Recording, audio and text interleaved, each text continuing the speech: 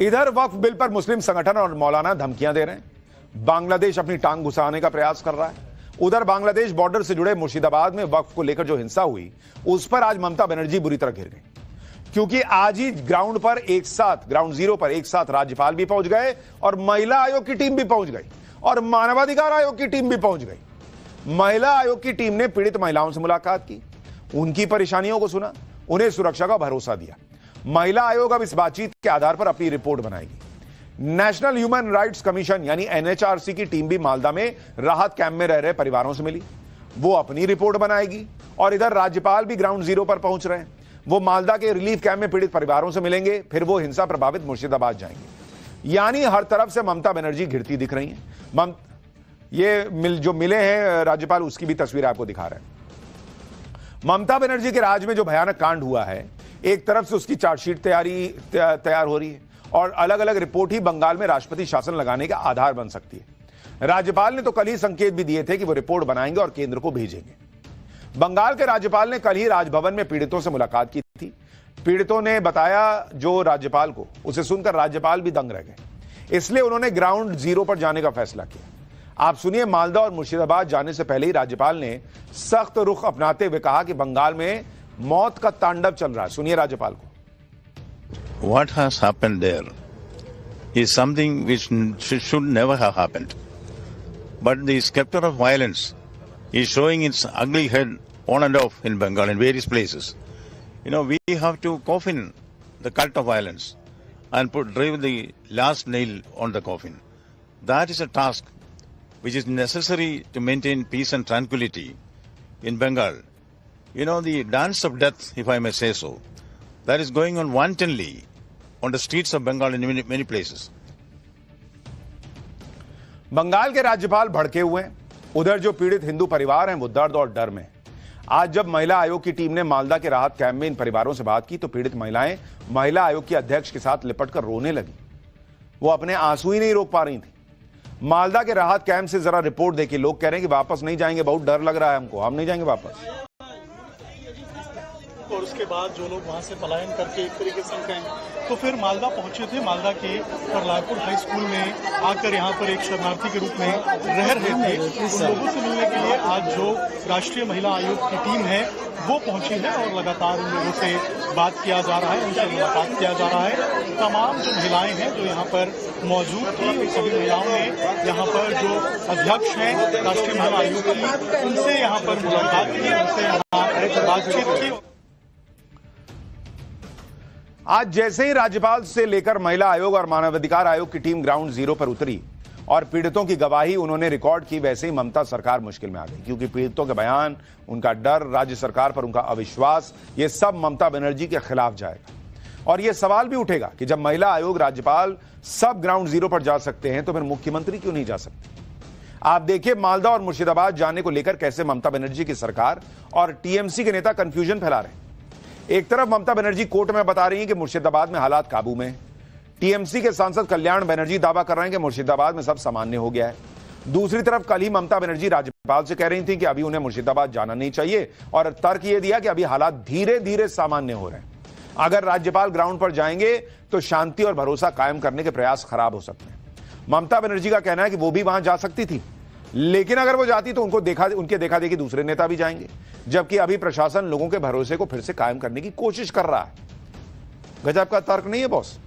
अगर कोई मुख्यमंत्री या राज्यपाल के लेवल का व्यक्ति प्रभावित इलाके में जाएगा तो लोगों का भरोसा घट जाएगा या बढ़ जाएगा। और आप नहीं जा सकती थी तो अपने घर बुला लेती पीड़ितों को, हिंदुओं को, या जैसे स्टेडियम में मौलाना मौलवियों से मिल रही थी वैसे ही कहीं मिल लेती हिंदू परिवारों से। राज्यपाल या मुख्यमंत्री के जाने से तो यह मैसेज जाता कि सरकार उन्हें भूल नहीं गई है, लेकिन ममता बनर्जी अलग ही तर्क दे रही है। टीएमसी के नेता तो अब राज्यपाल को टारगेट कर रहे हैं, कह रहे हैं कि यह सब बीजेपी की साजिश है और राज्यपाल बीजेपी से मिले हुए हैं। सुनिए जरा। ये कुछ लोग आएगा, ये हिंसा करेगा, उसके बाद भाजपा स्टेटमेंट करेंगे, उसके बाद ये कमीशन जो है दिल्ली का सब कमीशन आएंगे, गवर्नर जाएंगे। ये एक बंगाल का एगेंस्ट में एक कैंपेन शुरू होगा, पॉलिटिकल कैंपेन शुरू होगा। धर्म के नाम पे भेदाभेद का कैंपेन शुरू होगा।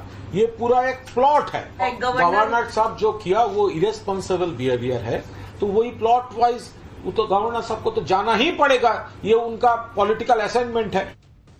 देखिए, जाने का हिम्मत इनमें नहीं है, क्योंकि जो हिंदू हैं, उनके जो पीड़ित है, उनके सामने तो ये नहीं जा सकते। मुसलमान के सामने जाएंगे वो भी गाली देंगे। वक़्फ़ का मीटिंग तो आपने देखा, खाली सीट था। मैं मुसलमान समाज को भी बोलता हूँ, तृणमूल के नेताओं को बात पे मत जाइए, एक्ट को पढ़िए। किसी ने बोला कि काक ने अपना कान लेकर चला गया तो आप काक के पीछे भागेंगे, ऐसा नहीं होना चाहिए। अब आपको नवभारत की ग्राउंड रिपोर्ट दिखाता हूं, जो हिंदुओं के खिलाफ सोची समझी साजिश को और पुख्ता करती हैं, जिसके बारे में कई लोग आरोप लगा रहे हैं कि भाई हिंदुओं को जानबूझ के टारगेट किया गया। मुर्शिदाबाद में जब हमारे सहयोगी अभिषेक पीड़ित परिवारों के घर गए तो उनके घर के बाहर स्याही के निशान लगे हुए थे। पीड़ित परिवारों का दावा है कि जहां जहां यह निशान लगा हुआ था स्याही का, इंक का, उसी मकान को हिंसक भीड़ ने टारगेट किया, जबकि आसपास बाकी मकान थे उनको टारगेट ही नहीं किया गया। वहां मौजूद पीड़ित परिवार रो रो कर पीएम मोदी से गुहार लगा रहे हैं कि यहां हमेशा के लिए फोर्स लगाएं, नहीं तो वो बच नहीं पाएंगे। हालत यह हो गई है मुर्शिदाबाद की। आप मुर्शिदाबाद से चौंकाने वाली ग्राउंड रिपोर्ट देखिए। धुलियान में हम मौजूद हैं। धुलियान का ये घोषपाड़ा है, घोष मोहल्ला है। यहाँ पे अगर आप देखेंगे तो घर के बाहर जो है वो आपको ये इंक जैसे निशान नजर आएंगे। ये देखिए, यहाँ पे तमाम जो घर हैं इनके पास आपको इसी तरीके से देखिए जो इंक है वो नजर आएंगे। और ये इंक आखिर क्यों डाले गए हैं, ये एक बड़ा सवाल है। लोग हमला का बात देखते हैं कि हम लोगों का घर में ऐसा निशान है। यानी कि हमला के पहले निशान नहीं था? नहीं था।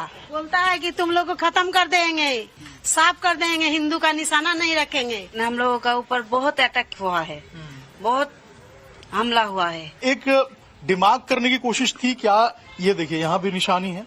क्या इस तरीके से निशानी बनाकर चिन्हित करने की कोशिश की गई थी कि यहाँ पे अटैक करना है? बोरखा पहनिए, कपड़ा को उतार दीजिए, शाखा से दूर छोड़ दीजिए, ये बोला है। तब आप लोग का बेटा बहू बचेगा। मोदी साहब से हम लोग का विनती है कि हम लोग को कैम्प चाहिए। बोलते हैं तो काम दीजिए, काम नहीं देने से बातेंगे नहीं।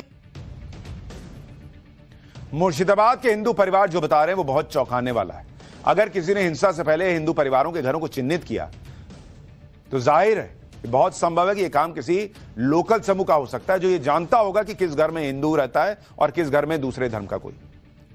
कल बंगाल पुलिस ने हिंसा में मारे गए पिता पुत्र की हत्या में जिस इंजामुल हक को गिरफ्तार किया था, वो भी लोकल ही व्यक्ति था, जिसे पुलिस ने इस हत्या का मास्टरमाइंड बताया है। और जिन पिता पुत्र को मारा उनका पड़ोसी था वो। यह आरोपी मृतक हिंदू पिता पुत्र का पड़ोसी था और इस हत्याकांड में जो पहले दो आरोपी पकड़े गए वो भी लोकल ही थे। इसलिए इस थ्योरी में बहुत दम लगता है कि मुर्शिदाबाद में कुछ लोकल लोगों ने हिंदू घरों की रेकी की होगी, जो उनके घरों को चिन्हित किया ताकि सिर्फ हिंदू परिवारों के घरों को टारगेट किया जा सके। इधर बीजेपी भी बंगाल हिंसा को लेकर नए नए दावे कर रही है, जिससे ममता बनर्जी की परेशानियां बढ़ रही है। बीजेपी नेता अमित मालवीय ने बंगाल हिंसा को लेकर बड़ी बात कही। बीजेपी नेता ने बंगाल पुलिस की रिपोर्ट सोशल मीडिया पर शेयर की और इस रिपोर्ट के हवाले से कहा कि पहला खुलासा लोकल इंटेलिजेंस ने वार्निंग दी थी कि प्रदर्शन होने वाला है, यानी सरकार को पहले से पता था कि इस तरह के प्रदर्शन हो सकते हैं। फिर भी सरकार ने हिंसा को रोकने के लिए वैसे कदम नहीं उठाए जिसकी जरूरत थी।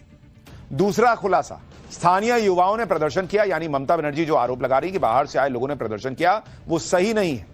तीसरा खुलासा, बोतल बम से हमला किया गया। चौथा खुलासा, घर, दुकान और मंदिरों पर हमले हुए, यानी ममता बनर्जी सरकार के पास इंटेलिजेंस इनपुट था कि बंगाल में वक्फ कानून के विरोध में ऐसा कुछ हो सकता है। फिर भी ममता बनर्जी इसे रोकने में नाकाम रही। यही आरोप बीजेपी बार बार लगा रही है। आप सोचिए बंगाल के हिंदू कितने डर में जी रहे हैं। उन्हें ममता सरकार पर कोई भरोसा नहीं रह गया। उनका भरोसा सिर्फ प्रधानमंत्री मोदी और सेंट्रल फोर्सेस पर टिका है। मुर्शिदाबाद में इतना खराब हालात होने के बावजूद मुख्यमंत्री वहां झांकने नहीं गई हैं भाई। वो हिंसा प्रभावित परिवारों के लिए मुआवजे का ऐलान तो कर रही हैं, लेकिन जो हिंदू अपना घर छोड़कर राहत कैंप और शरण में राहत कैंप में शरण लिए हुए हैं, उन्हें बेसिक सुविधा तक नहीं दे पा रही है। मालदा में राहत कैंप से एक रिपोर्ट देखिए, जहां पर हिंदुओं ने अपना घर गंवा दिया और राहत कैंप में किस हालत में रह रहे हैं, जरा देखिए। मुर्शिदाबाद के धुलियान से मालदा में जो लोग आए हैं पलारपुर हाई स्कूल में पलायन करके, एक तरीके से वो देखिए यहाँ पर पलारपुर हाई स्कूल में अब जो है यहाँ अधिकारियों से बात कर रहे हैं और एक तरीके से विरोध कर रहे हैं। जो अनियमितताएं यहाँ पर बढ़ती जा रही हैं, जो समस्याएं इनको हो रही हैं, उसको लेकर देखें यहाँ पर लगातार जो अधिकारी हैं, चाहे बीडीओ हो या फिर जो अधिकारी मौजूद हैं, उन सभी से यहाँ देखिए बात किया जा रहा है, उन सभी से जो अपना विरोध है एक तरीके से यहाँ पे दर्ज करा रहे हैं। एक तरीके से हम कहें तो प्रदर्शन भी अंदर किया जा रहा है। आप देख रहे हैं हमारे रिपोर्टर बाहर से, दीवार के बाहर से कैमरा लगा के वहां से रिपोर्ट बना रहे हैं, क्योंकि अंदर नहीं जाने दे रहे। राहत के शिविर में अगर कोई रिपोर्टर चला जाएगा तो क्या ही हो जाएगा, ऐसा क्या छुपाना चाहते हैं, लेकिन चल रहा है ये सब।